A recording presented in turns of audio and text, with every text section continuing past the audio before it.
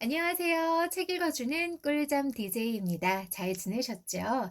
오늘이 월요일인가 하시는 분들은 없으시겠죠? 네. 제가 업로드 약속드린 날은 월요일인데, 제가 좀 사정이 있어서, 사실 지금도 조금 편한 건 아닌데요. 그래도 제가 마음이 너무 불편해서, 제가 이렇게 자리를 잡고 앉았습니다. 사실은 제가 약속을 꼭 지키고 싶어서, 제가 주일에, 그러니까 일요일 그리고 월요일 제가 녹음을 하기는 했었는데 좀 무리가 되더라고요. 그래서 녹음했던 파일을 지우고 지금 다시 새로이 녹음을 시작하고 있습니다. 네. 제가 어떤 사정이 있었는지는 읽으면서 중간에 말씀드리도록 할게요. 많이 기다리셨을 테니까. 그래서 지난 시간에는 피터하고 그 언니가 누나죠. 누나가 그 갈퀴를 가지고 "네 거네. 내 거네. 내가 먼저 썼네 마네." 하면서 싸우는 모습 거기까지 읽어 드렸어요. 그래서 결국은 둘이 티격태격하다가 피터가 거기에 발을 찢게 됩니다. 그래서 발이 좀 심하게 다쳤어요. 그래서 이제 의사 선생님까지 오게 됐고, 그래서 피터가 다쳤기 때문에 둘이 서로 '아 이게 중요한 게 아니었는데. 이렇게 다칠 일까진 아니었는데.' 하면서 화해를 하는 장면이 나옵니다. 그래서 피터가 그 뒤로 어떻게 지냈는지 그런 이야기가 나오고요. 피터가 며칠 동안 힘들게 지내면서 이제 피터 주변에 엄마, 아빠, 아빠는 아니죠. 엄마 그리고 주변에는 역장 사람들, 마을 사람들이 모두 와서 우리 피터를 병문안하는 이야기들이 나오게 됩니다.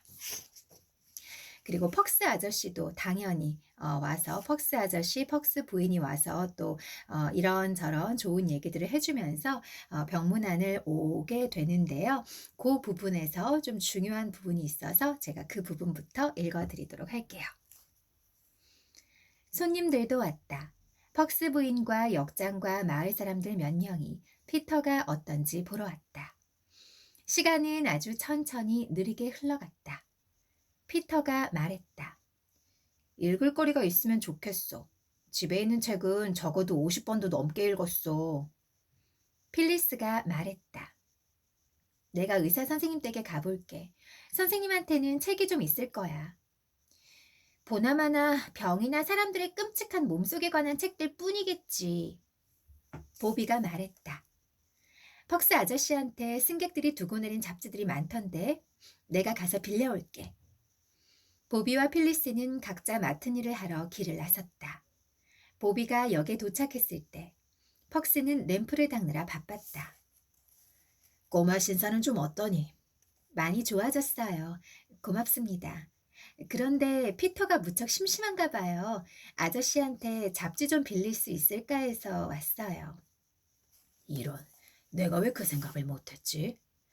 안 그래도 오늘 아침에 피터를 재미있게 해줄 일이 없나 생각했는데 고작 기니피그만 떠올랐단다.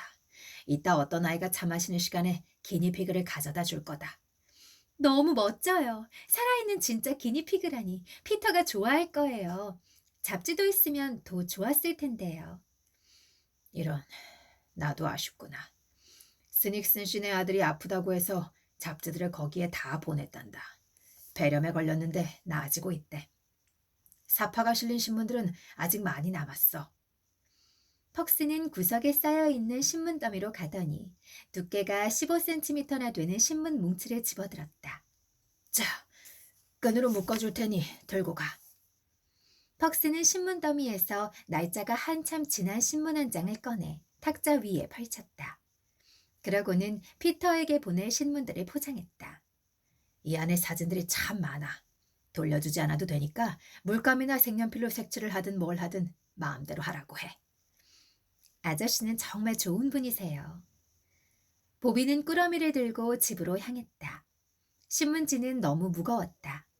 그래서 건널목에서 기차가 지나가기를 기다리는 동안 신문 꾸러미를 차단기 위에 내려놓았다. 그러다 무심히 꾸러미를 싼 겉장의 기사를 보게 되었다. 보비는 갑자기 신문 꾸러미를 꽉 쥐더니 그 위로 머리를 숙였다. 마치 무시무시한 꿈을 꾸는 듯 했다. 기사를 계속 읽어내려갔지만 끝부분이 찢겨나가서 더 이상 읽을 수가 없었다. 어떻게 집까지 왔는지 기억이 나지 않았다. 보비는 까치발을 하고 자기 방으로 살금살금 들어가 방문을 잠갔다. 그리고 신문 꾸러미를 풀고 침대 끝에 걸터 앉아서 아까 읽던 기사를 다시 읽었다. 보비의 손발은 얼음장처럼 차가웠지만 얼굴은 뜨겁게 달아올랐다. 기사를 다 읽은 보비는 고르지 못한 긴 한숨을 쉬었다. 보비가 혼잣말을 했다. 그랬구나. 보비가 읽은 기사의 제목은 재판 끝, 편결, 선고였다. 재판을 받은 사람은 바로 아빠였다. 편결은 유죄였고 선고는 5년 징역형이었다. 보비는 신문을 마구 구기면서 중얼거렸다. 아빠, 사실일 리가 없어. 절대로 믿을 수 없어. 아빠가 그랬을 리가 없어. 절대, 절대. 누군가 문을 두드렸다. 무슨 일이야? 나야. 죄송해요. 필리스의 목소리였다. 우리 차 마시자. 어떤 남자애가 피터 오빠한테 기니피그를 가져다 줬어. 내려와 봐. 보비는 어쩔 수 없이 아래층으로 내려가야 했다. 아빠가 어떤 이유에서인지 모르겠지만 사라졌고, 그리고 아빠랑 따로 떨어져서 이 아이들이 살고 있었던 도시를 떠나서 아주 시골 마을로, 아는 사람이 아무도 없는 마을로 이사를 오게 되었는데, 아빠가 재판을 받고 계셨군요. 그리고 우리 아이들에게는 너무나 사랑이 많고 따뜻하고 정말 좋은 아빠였던 그 아빠가 유죄 판결을 받았다는 사실을 이 보비가 퍽스 아저씨께서 주신 신문을 통해서 알게 됩니다. 정말 큰 충격이었을 것 같아요. 잘 읽고 있었는데 갑자기 재채기가 나와가지고 정말 이거 그대로 제가 살려서 올리게 되겠죠? 네, 너무 애매한 부분에서 기침이 나와가지고 네, 죄송해요. 이어폰 끼고 들으시는 분도 계실 텐데 제가 턱에 표피낭종이라는 게 난 거예요. 근데 사실 처음에는 잘 몰랐어요. 근데 이게 점점 커지더니 글쎄 좀 볼록한 혹처럼 그렇게 잡히더라고요. 그래서 아프지는 않았기 때문에 그냥 그러려니 했는데 이게 혹시 어떤 뭐 실수를 해야 되는 건가? 그래서 제가 미루다가 이제 병원을 가게 됐는데 아프지는 않았거든요. 그리고 이게 턱 밑이었기 때문에 뭐 그렇게 티가 나는 부분도 아니고 해서 뭐 사실 이런 얘기 안 해도 되는데 되게 추접스러운 얘기인데 뭐 여러 가지 이유가 있다고 해요. 선생님 말씀이 뭐 스트레스를 받아서 그렇기도 하고 아니면 이 옷깃이 많이 스치는 부분이다 보니까 그럴 수도 있고 너무나 많은 다양한 정말 이게 이유고 저게 이유일 수도 있는 그런 게 바로 표피낭종이기 때문에 이유가 뭐다라고 딱히 말할 수는 없는데 어쨌든 그게 생겨서 제가 병원에 갔더니 이제 주사를 놔주시더라고요. 뭐 그렇게 아프진 않았어요. 굉장히 얇은 주사바늘이어가지고 아프진 않았는데 이게 턱이다 보니까 그 주사를 맞고 나니까 얼마간은 이게 되게 얼얼해서 턱을 움직일 때마다 그러니까 밥을 먹거나 얘기를 할 때마다 이 아랫부분이 턱부터 귀까지가 조금 뻐근하니 아프더라고요. 그래서 선생님 말씀이 조금 많이 움직이지 않는 게 좋다. 어쨌든 염증을 가라앉히는 주사를 맞은 거기 때문에 자주 움직이시지 않고 좀 가만히 계시는 게 좋다라고 말씀을 하셔서 뭐 어떡해요. 그래도 밥은 먹어야 되고 말은 해야 되는데 이 녹음을 하는 게 제가 조금 조심스럽더라고요. 그러니까 녹음을 하긴 했었는데 계속 이제 제가 발음을 좀 명료하게 하고 싶고 또 그런 편이라서 책을 읽을 때뿐만이 아니라 평상시에 말할 때도 그 입모양을 굉장히 좀 정확하게 표현하는 걸 좋아하거든요. 그래서 좀 입을 크게 벌리면서 하다 보니까 이게 턱 관절이 굉장히 좀 많이 무리가 오더라고요. 이렇게 뻐근한 게 점점 심해지더라고요. 그리고 제가 보통은 한 번에 녹음을 끝내지 못할 경우도 많아서 두 번, 세 번 녹음을 할 때가 있어서 뭐 2시간? 뭐 많게는 정말 많게는 3시간도 제가 읽은 적, 물론 이제 계속 이어서 연달아서 3시간은 아니지만 그렇게 오랜 시간 좀 읽을 때가 종종 있어서 좀 '안 움직이는 게 낫겠다.' 왜냐하면 이게 염증 주사를 맞았는데 계속 움직여서 덧나게 되면 이렇게 째고 짜야 되는 경우가 있을 수도 있다. 너무 추접스럽다. 그런 얘기를 하셔 가지고 좀 조심하고 싶더라고요. 그래서 제가 주일 그리고 어제까지는 좀 많이 안 좋았는데 뭐 사실 지금도 그 움직임이 되게 편하지는 않아요. 근데 그래도 제가 좀 약속을 지키고 싶었고, 그리고 제가 아무 공지 없이 또 하루를 거르게 되면 궁금해하시기도 하고 또 기분이 언짢기도 하실 것 같아서. 왜냐면 어쨌든 저한테는 제 식구들 저희 많은 구독자분들이 저에겐 너무 많죠. 저에게 저를 믿고 들어주시고 구독해 주시는 분들께는 제가 그래도 약속을 지키고 싶어서 아무 공지 없이 뭐 제 개인 사정 때문에 이렇게 미뤄지는 게 좀 마음이 많이 불편해서 지금 네 '열심히 읽어야 되겠다.' 그런 생각이 들었어요. 어제보다는 확실히 좀 많이 나아져서 이게 아마 그 주사가 들어가기도 했고 또 항생제를 지금 제가 한 3 일째 먹다 보니까 좀 나아진 것 같기도 합니다. 어쨌든 그런 이유 때문에 제가 약속한 어제 월요일에 제가 업로드를 하지 못했어요. 너무너무 죄송합니다. 그리고 이 기찻길의 아이들은 뭐 들으시는 분도 있으시고 또 이번 책은 스킵하시는 분도 계실 텐데요. 제가 이 책을 읽어드리기로 약속을 드렸었고, 그리고 이 책을 제가 잠깐 멈추고 제인 헤어를 읽게 됐을 때 또 계속해서 기찻길의 아이들도 끝까지 읽어주세요라고 하신 분도 계셔서 제가 이 책을 꾸준히 읽어드리도록 하겠습니다. 네, 확실히 이렇게 많이 들어봤던 좀 이렇게 익숙한 책, 유명한 책이 아니기 때문에 사실 다른 책들보다는 조회수가 확실히 덜 나오긴 하는데 그래도 저는 뭐 그런 책이어도 한 분의 구독자를 위해서도 읽는 게 또 제 채널의 어떤 시그니처이기 때문에 열심히 읽어 드리도록 하겠습니다. 오늘은 제가 카페에 가서 이거 요즘에 할로윈 시즌이잖아요. 그래서 너무 귀여운 요렇게 피넛버터 쿠키인데 보이시나? 네. 피넛버터 쿠키인데 중간에 요렇게 커다란 이 초코 볼이 콕 박혀 있고 그 옆으로 거미 다리가 이렇게 너무 귀엽게 위트 있게 새겨져 있더라고요. 그래서 샀는데 저희 딸이 먹더니 "엄마 이거 내가 좋아하는 쫀득한 식감이 아니야." 그러면서 한 입만 먹고 남겨 놔서 네 제 차지가 되었습니다. 네 저는 뭐 쫀득하든 바삭하든 다 좋아하는 편이어서 네 이따가 이제 다 읽고 나면 제가 먹으려고 합니다. 11장 붉은 셔츠 입은 사냥개 읽어 드리도록 할게요. 저도 이 책 처음 읽는 거라고 말씀드렸는데 여기에서는 아빠에 대한 비밀을 조금 더 깊이 있게 알 수 있는지 한번 읽어 보도록 하겠습니다. 보비는 이제 비밀을 알게 되었다. 신문 꾸러미를 싼 오래된 신문지 한 장이 뜻밖의 작은 우연이 보비에게 비밀을 알려주었다. 보비는 차를 마시러 아래층으로 내려갔다. 용감하게 아무 일도 없는 척 했지만 그리 성공적이지는 못했다. 차를 마시는 가족들은 보비의 빨간 눈과 눈물 자국이 생긴 창백한 얼굴을 금세 알아보았다. 엄마가 차를 마시다가 벌떡 일어나서 소리쳤다. 아가, 무슨 일이니? 머리가 좀 아파서 그래요. 사실 머리가 아프기도 했다. 뭐가 잘못된 거야? 전 괜찮아요. 정말이에요.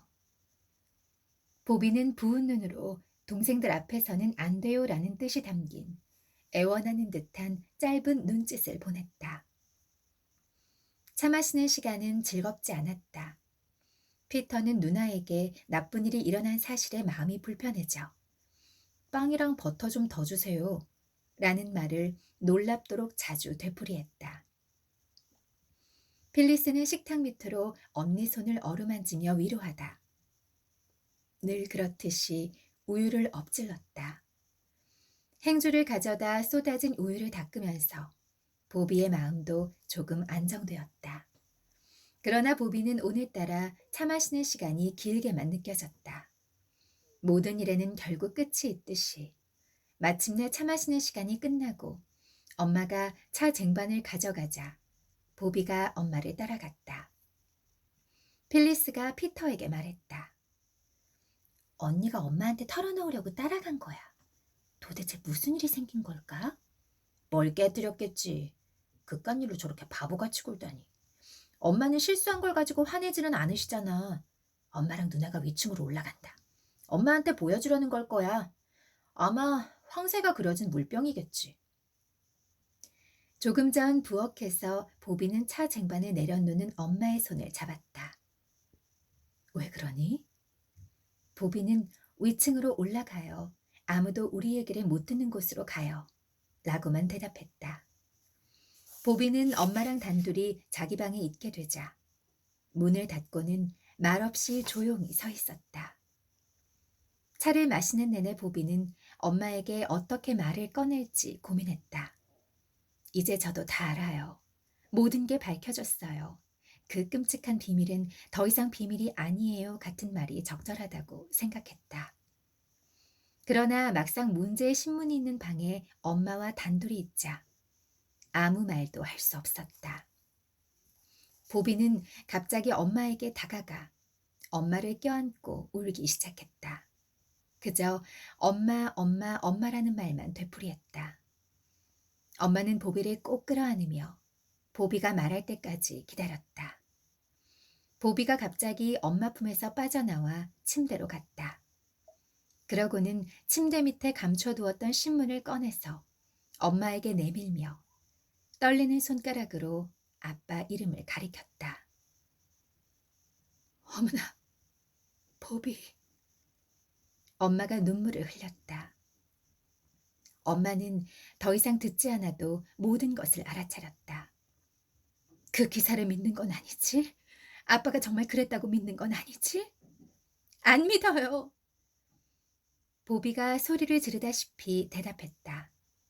보비가 울음을 멈췄다. 괜찮아. 그건 사실이 아니야.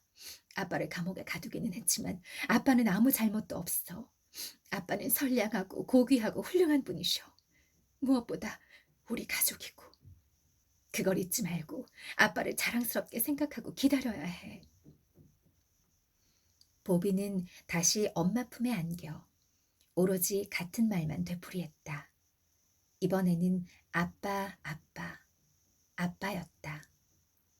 보비가 이내 엄마에게 물었다. 엄마, 왜 저한테 말하지 않았어요? 동생들한테 말할 생각이니? 아니요. 왜? 왜냐하면 거봐. 엄마가 왜 너한테 아무 말도 안 했는지 이제 알겠지? 우리 둘이 서로를 격려하고 도와야 해. 알았어요, 엄마. 그런데 저한테 어떻게 된 일인지 다 이야기해주면 엄마가 더 속상해지나요? 저도 알고 싶어요. 보비는 엄마 곁에 더욱 가까이 붙어 모든 이야기를 들었다. 피터의 장난감 기차를 고치기로 한 밤, 아빠를 만나러 온 두 남자는 아빠를 체포하러 온 것이다. 아빠는 영국의 국가기밀을 러시아에 팔았다는 간첩죄와 반역죄로 체포되었다. 아빠 책상에서 발견된 편지가 재판에서 증거로 채택되었고 그 편지는 배심원이 아빠에게 유죄를 선고한 결정적인 증거가 되었다. 보비가 울면서 말했다. 아빠를 보고도 어떻게 그런 걸 믿을 수 있을까요? 세상에 누가 그런 짓을 할 수 있을까요? 누군가 아빠를 모함한 거야. 아빠한테 불리한 증거들 뿐이었단다. 특히 그 편지들은. 그 편지들이 왜 아빠 책상에 있었을까요? 누군가 거기에 갖다 놓은 거야. 그 사람이 진짜 죄인이겠지. 보비가 생각에 잠긴 채 말했다. 그 사람은 늘 죄책감에 시달릴 거예요. 엄마가 흥분해서 말했다. 글쎄, 그 사람은 그런 것도 느끼지 못할 거야. 양심이 있는 사람이라면 애당초 나쁜 짓을 저지르지도 않았겠지. 자기 죄를 들킬 것 같으니까 편지를 아빠 책상에 몰래 감춰두었을지도 몰라요. 왜 변호사나 다른 사람들한테 그 사람 이야기를 하지 않는 거죠? 일부러 아빠를 모함하려는 사람은 없겠죠? 안 그래요, 엄마? 모르겠다. 모르겠어. 아빠한테 나쁜 일이 일어난 뒤 아빠 자리를 차지한 사람이 수상하긴 해. 그 사람은 아빠를 늘 시기했어. 아빠는 머리가 좋은 데다가 모든 사람들의 존경을 받았거든. 아빠는 그 사람을 그다지 신임하지 않았단다. 이 모든 걸 누군가한테 설명할 수는 없을까요? 아무도 귀 기울이지 않을 거야. 아무도. 엄마가 손 놓고 가만히 있었을 것 같니? 할 수 있는 일은 다 해봤단다. 이제 우리가 할 수 있는 건 우리와 아빠가 용기를 잃지 않고 인내하며 기도하는 것뿐이란다. 보비가 불쑥 입을 열었다. 엄마, 너무 마르셨어요. 그래, 조금. 엄마는 세상에서 가장 용감하고 훌륭한 분이세요. 앞으로 이 이야기는 꺼내지 말자. 응? 이 상황을 견디고 용감해져야 해. 그리고 아가, 이 일에 대해서는 더 이상 생각하지 마. 네가 좀 더 행복하고 즐겁게 지낸다면 엄마도 이 어려움을 쉽게 이겨낼 수 있을 거야. 자꾸 둥근 얼굴이 울어서 엉망이 돼버렸네. 얼굴 좀 씻고 잠깐 정원에 나가보자. 동생들은 보비를 다정하고 상냥하게 대했다. 무슨 일이 있느냐고 묻지도 않았다. 피터가 미리 필리스에게 주의를 준 덕분이었다. 필리스만 있었더라면 엄청난 질문들을 쏟아냈을 것이다. 그로부터 일주일 뒤, 보비는 또다시 혼자 있을 기회가 생겼다. 보비는 다시 한번 편지를 썼다. 이번에도 노신사에게 보내는 편지였다. 존경하는 할아버지께 함께 넣은 신문 기사를 봐주세요. 그 일은 사실이 아닙니다. 저희 아빠는 절대 그런 짓을 하지 않으셨어요. 엄마는 누군가가 아빠 책상에 몰래 편지를 놓은 것 같다고 하세요. 나중에 아빠 자리에 오른 사람이 있는데 그 사람이 평소에 아빠를 시기해서 아빠는 오랫동안 그 사람을 의심했다고 합니다. 하지만 아무도 엄마 말에 귀 기울이지 않아요. 할아버지는 마음씨 좋고 현명한 분이시라 러시아 신사의 가족도 금방 찾아주셨죠. 누가 반역죄를 저질렀는지 밝혀주실 수 없나요? 제 명예를 걸고 저희 아빠는 절대 범인이 아니라고 맹세할 수 있어요. 진정한 영국인이신 우리 아빠는 절대 그런 짓을 할 분이 아니에요. 진실이 밝혀지면 아빠는 감옥에서 나올 수 있을 거예요. 엄마가 나날이 마르셔서 걱정이에요. 언젠가 엄마는 저희한테 죄수들과 포로들을 위해서 기도하라고 말씀하셨죠. 그때 왜 그런 말을 하셨는지 이제 알 것 같아요. 제발 도와주세요. 아빠가 어떻게 됐는지 아는 사람은 저와 엄마뿐이에요. 하지만 우리 힘으로는 아무것도 할 수 없어요. 피터와 필리스는 아직 이 일을 몰라요. 할아버지가 어찌 된 일인지 알아봐 주신다면 죽을 때까지 하루에 2번씩 할아버지를 위해 기도드릴게요. 할아버지의 아빠가 그렇게 되셨다면 어떤 기분일지 한번 생각해 봐 주세요. 제발, 제발 도와주세요. 당신의 사랑스러운 꼬마 친구 로버타. 추신. 제가 편지 쓰는 걸 엄마가 아셨다면 할아버지께 안부를 전하셨을 거예요. 하지만 할아버지도 어쩔 수 없을 경우를 생각해서 엄마한테는 이 편지에 대해 말하지 않을 거예요. 할아버지가 애써 주시리라고 믿습니다. 큰 사랑을 담아서 보비. 보비는 엄마의 커다란 재단용 가위로 아빠의 재판 관련 기사를 오려서 편지 봉투에 함께 넣었다. 그러고는 동생들이 따라오지 못하도록 뒷길로 나가 도로를 돌아서 기차역으로 갔다. 보비는 역장에게 편지를 주면서 다음날 아침 노신사에게 전해달라고 부탁했다. 필리스와 마당 담장 위에 걸터 앉아 있던 피터가 소리쳤다. 어디 갔다 와? 당연히 기차역이지 어딜 갔다 오겠어. 피터, 나 좀 도와줘. 보비가 대문 빗장에 발을 딛자 피터가 아래로 손을 뻗었다. 대체 뭐 하는 거야? 보비는 담장 위에 올라앉으며 진흙투성이가 된 피터와 필리스를 보고 물었다. 아, 대체 뭐 하는 거야가 보비 누나가 물어본 거였군요. 네. 젖은 진흙 덩어리가 아이들이 앉은 담벼락 사이사이에 붙어 있었다. 필리스와 피터는 몹시 더러운 손으로 석판 조각을 들고 있었다. 피터 뒤쪽으로는 어떤 사고에도 안전할 만한 위치에 둥근 물체들이 몇 개 놓여 있었다. 속이 비고 한쪽 끝이 막힌 퉁퉁한 소시지처럼 보였다. 피터가 말했다. 이건 제비둥지야. 오븐에다 구워서 말린 다음에 마차 차고 처마 밑에 끈으로 매달아 놓을 거야. 필리스가 말했다. 응, 털실이나 털 같은 걸 보는 대로 모아뒀다가 봄이 되면 제비둥지에 넣어줄 거야. 제비들이 얼마나 좋아할까? 피터가 으쓱대며 말했다.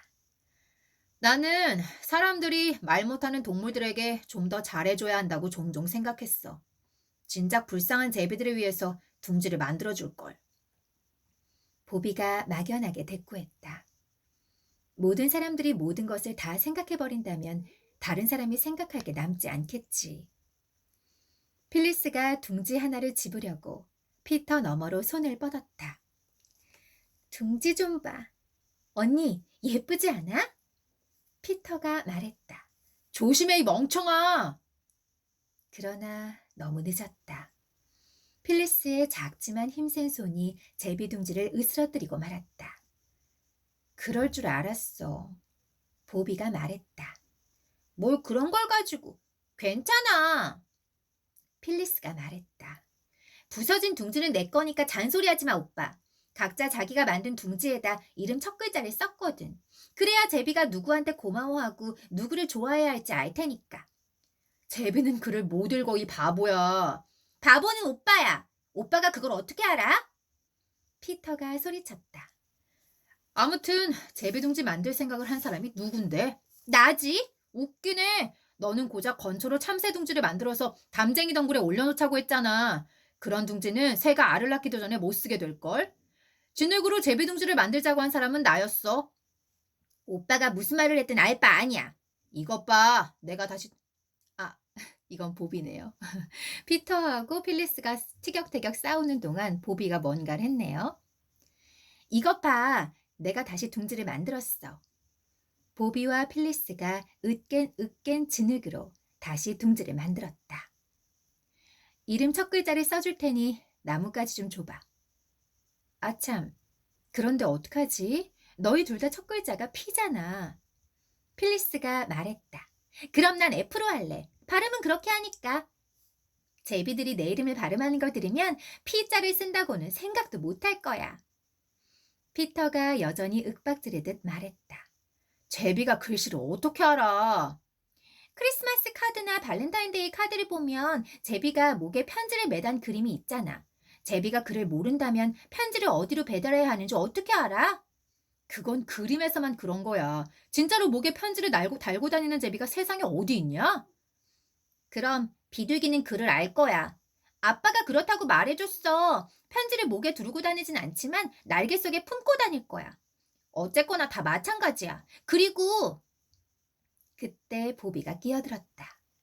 너희들 그거 알아? 내일 토끼 사냥 놀이를 한대. 피터가 물었다. 누가? 중학교 학생들이. 퍽스 아저씨가 그러는데 토끼가 먼저 기찻길을 따라서 뛸 거래. 우리는 산속길로 따라가자. 거기서는 학생들이 뛰어가는 모습을 다 볼 수 있을 거야. 토끼 사냥 놀이는요, 괄호하고 토끼가 된 아이가 종이 쪽들을 흘리며 도망가면 사냥개가 된 아이들이 뒤쫓아가는 놀이라고 적혀 있습니다. 제비가 글을 아는지 모르는지 입씨름하기보다는 토끼 사냥 놀이 얘기가 훨씬 재미있었다. 보비는 그러길 바라는 마음에서 화제를 돌렸던 것이다.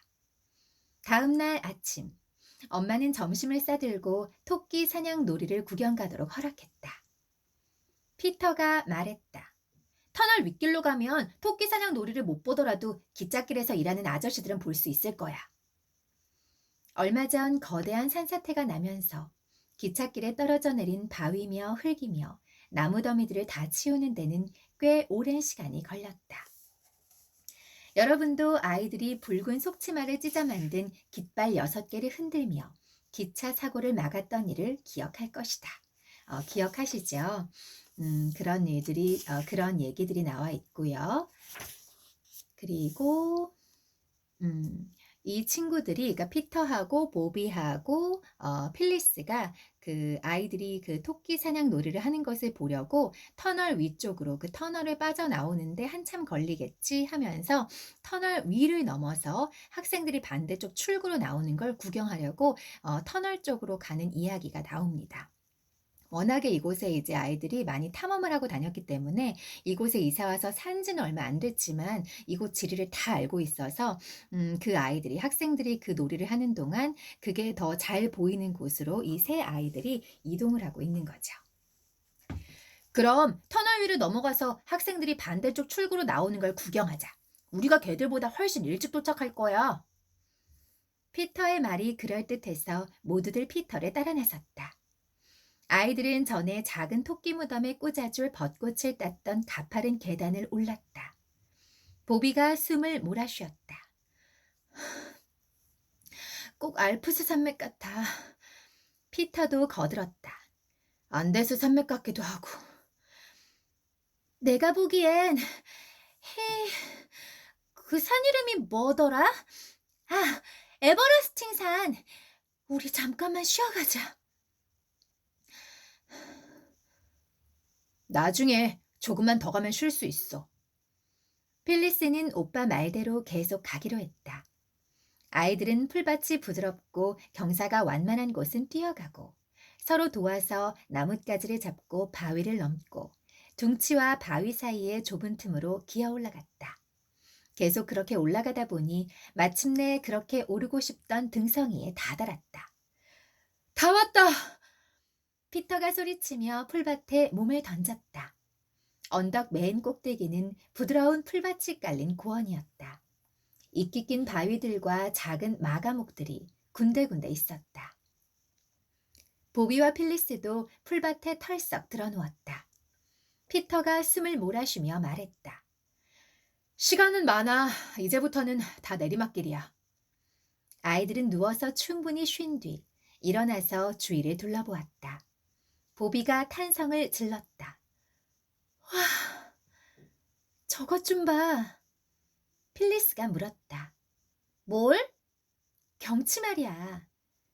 난 경치 같은 거 싫어. 안 그래, 오빠? 그만 가자. 보비가 말했다. 마차를 타고 바닷가를 지나갈 때 보던 경치랑 많이 다르다. 그때는 바다랑 모래랑 밋밋한 언덕밖에 못 봤는데 엄마 시집에 나오는 화려한 색깔의 시골이라는 표현이 딱 맞아. 피터가 말했다. 그래, 경치가 그런 대로 괜찮네. 저기 수도교 좀 봐. 거대한 지네처럼 들판을 가로질러 쭉 뻗어 있어. 교회도 보인다. 잉크병에 꽂힌 펜처럼 교회 첨탑이 나무들 사이로 불쑥 솟아 있어. 시 한 구절이 생각나는군. 피터가 시를 외웠다. 거기에서 우리는 12개의 아름다운 도시의 깃발이 빛나는 것을 보았네. 보비가 말했다. 정말 멋지다. 여기 올라오길 잘했어. 필리스가 말했다. 토끼 사냥놀이를 구경하려면 이 정도쯤은 올라와 줘야지. 잘 보이기만 한다면 말이지. 빨리 가자. 지금부터는 내리막길이야. 피터가 말했다. 10분 전에 내가 한 말이잖아. 지금은 내가 한 말이야. 가자. 피터가 말했다. 시간은 많다니까. 진짜로 그랬다. 아이들이 터널 입구의 꼭대기와 같은 높이까지 내려와 보니 토끼도 사냥개들도 보이지 않았다. 필리스가 말했다. 모두 오래전에 지나갔을 거야. 아이들은 터널 위에 돌 난간에 기대섰다. 보비가 말했다. 그렇지는 않을 텐데. 만약 다들 가버렸더라도 여기 있는 것도 참 멋지다. 용이 동굴을 빠져나오듯이 기차가 터널에서 나오는 모습도 볼 수 있잖아. 초록 용을 터널 꼭대기에서 본 적은 없으니까. 맞아. 그렇긴 해. 필리스가 다소 위안이 되는 듯 말했다. 직접 와보니 터널 위는 아주 흥미진진한 곳이었다. 그리고 생각보다 기찻길에서 훨씬 멀리 떨어져 있었다. 덤불과 덩굴과 풀과 들꽃들이 잔뜩 우거진 다리 위에 서 있는 느낌이었다. 토끼 사냥놀이는 한참 전에 끝났나 봐. 필리스가 2분마다 되풀이해서 말했다. 그러다 난간에 기대했던 피터가 저기 봐, 토끼가 온다! 라고 소리쳤을 때 필리스는 좋은 건지 실망한 건지 자기 마음을 알 수가 없었다. 피터가 말했다. 저기 오잖아. 내가 뭘 했어? 이제 사냥개들이 나오겠네. 곧 사냥개들이 하나씩, 둘씩, 셋, 여섯, 일곱씩 무리를 지어 나타났다. 사냥개들은 아까보다 느릿느릿 뛰었다. 무척 지쳐 보였다. 다른 무리들이 지나가고 한참 뒤에야 두세 명의 사냥개들이 나타났다. 보비가 말했다. 자, 다 나왔네. 이제 우리 뭐 할까? 필리스가 말했다. 저기 숲에 들어가서 점심을 먹자. 거기서는 아주 멀리까지도 볼 수 있어. 피터가 말했다. 아직 아니야. 저게 마지막이 아니라고. 붉은 셔츠 입은 사냥개가 안 나왔어. 마지막 사냥개까지 다 보자. 그러나 아이들이 아무리 기다려도 붉은 셔츠를 입은 사냥개는 보이지 않았다. 필리스가 말했다. 그냥 점심이나 먹자. 배가 너무 고파서 아프기까지 하단 말이야. 다른 사냥개들이랑 함께 지나가는 걸 우리가 놓쳤겠지. 피터가 말했다. 터널 입구로 내려가 보자. 그럼 안에서 뛰어나오는 걸 볼 수 있을 거야. 너무 힘들어서 터널 속에 있는 대피소에서 쉬는 모양이야. 누나는 여기에서 계속 지켜보다가 내가 내려가서 신호를 보내면 그때 내려와. 다 같이 내려가면 그 사이에 나무에 가려서 사냥개가 지나가는 걸 못 볼 수도 있으니까. 피터와 필리스가 언덕을 내려가는 동안 보비는 아래에서 동생들이 신호를 보내기를 기다렸다. 그리고 얼마 뒤 보비도 나무뿌리와 이끼로 미끄러운 길을 간신히 기어내려가다가 두 그루의 층층나무 사이에서 기찻길 위로 번쩍 뛰어내려서 동생들을 만났다. 붉은 셔츠를 입은 사냥개는 아직도 보이지 않았다. 필리스가 징징거렸다. 제발 뭐 좀 먹자. 이러다 굶어 죽겠어. 나 죽은 다음에 후회하지 말고. 저 한심한 입 좀 막게 샌드위치라도 줘. 피터의 말투는 그다지 쌀쌀맞지 않았다. 피터가 보비를 보고 말했다. 우리도 샌드위치를 하나씩 먹어두는 게 좋겠어. 그래야 기운을 내지. 한 개 이상은 안 돼. 시간이 없어. 보비가 물었다. 왜 시간이 없는데? 보비의 입안에는 이미 샌드위치가 가득했다. 보비도 필리스만큼 배가 고팠던 것이다. 피터가 진지하게 대답했다. 모르겠어. 붉은 셔츠 입은 사냥개는 사고를 당한 거야. 그래서 아직까지 나오지 않는 거라고. 어쩌면 우리가 이야기를 하고 있는 이 순간에도 머리를 기찻길에 대고 힘없이 쓰러져 있는지도 몰라. 그렇게 언제 달려올지 모를 기차의 먹이가 되어. 보비가 입안에 남은 음식을 꿀꺽 삼키고는 소리쳤다. 제발 소설 쓰듯이 말하지 좀 마. 필리스, 내 뒤에 바싹 붙어서 따라와. 혹시 기차가 오면 터널 벽에 딱 달라붙어서 속치마를 꽉 붙잡고 있어. 어, 어떻게 될까요? 근데 우리 피터가 확실히 굉장히 계획적이네요. 그리고 이렇게 지시를 굉장히 잘하는 것 같아요. 역할을 분담을 잘해주는 거죠. 그래서 우리가 다 같이 내려가면 그때 그 뭐지? 마지막에 있는 이름이 뭐였죠? 붉은 셔츠를 입은 사냥개가 지나갈 수 있으니까 같이 뛰어가지 말고 여기서 누나는 계속 지켜보다가 내가 내려가서 신호를 보내면 그때 내려와라. 우리 셋 다 같이 내려가 버리면 그 사이에 지나가 버릴 수도 있으니까. 그렇게 해서 누나는 여기서 있고 나랑 보비는 필리스는 내려가 있을게요 라고 말하잖아요. 와, 확실히 이렇게 좀 장난꾸러기들은 뭔가 굉장히 많은 그런 일들을 해봤기 때문에 행동 대장 역할을 잘하는 것 같아요.